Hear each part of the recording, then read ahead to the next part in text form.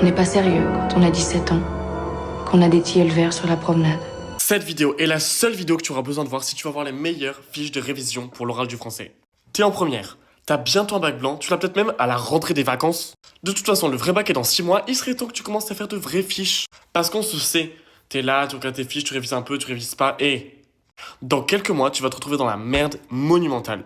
J'ai eu 20 au bac de français et dans cette vidéo, je vais t'expliquer comment avoir les meilleures fiches de révision en 5 minutes. Et bien évidemment, avant que la vidéo continue, abonne-toi parce que sur ce compte, je te donne toutes les techniques et les méthodes pour avoir 18 de moyenne et potentiellement 20 au bac de français. Ok, donc il y a 4 étapes principales. La première étape, c'est de prendre le texte, tout simplement, comme ça, hop, tu le prends. Voilà, j'ai pris sur mon iPad parce que j'ai pas de texte imprimé. À côté du texte, tu vas prendre la correction, c'est-à-dire la correction que le prof t'a fait.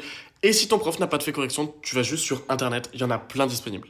D'ailleurs, je pensais mettre des corrections de texte sur mon site internet, donc mettez en commentaire les textes que vous savez, comme ça je verrai quel texte faire. La troisième étape, c'est que tu vas venir l'annoter. La meilleure chose à faire pour l'annoter, c'est que tu vas voir en fonction des mouvements, en fonction des thèmes. Parce que ça, on n'en parle pas beaucoup, et tes profs en parlent pas beaucoup, mais en vrai, ce qui est important pour les révisions, c'est les thèmes. Quand tu fais ton analyse linéaire, il faut qu'il y ait des thèmes différents, et qu'à chaque fois, tu les parcours comme ça, tout au long de ton analyse.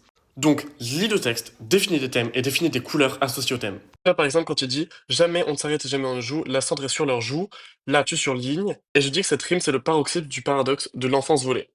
Et ça pour tout le texte. Voilà, dites-vous que ça je l'ai fait en 30 secondes et je ne connais même pas encore le texte. Et enfin, la quatrième étape, c'est de répéter le texte encore et encore. Mets en commentaire les textes que tu as en analyse linéaire, parce que pendant les vacances, je vais faire plein de corrections pour que tu puisses t'en inspirer, pour faire tes propres fiches. Donc, mets bien en commentaire les textes, et les textes avec le plus de commentaires, je vais m'en inspirer, et vous les verrez sur mon site internet.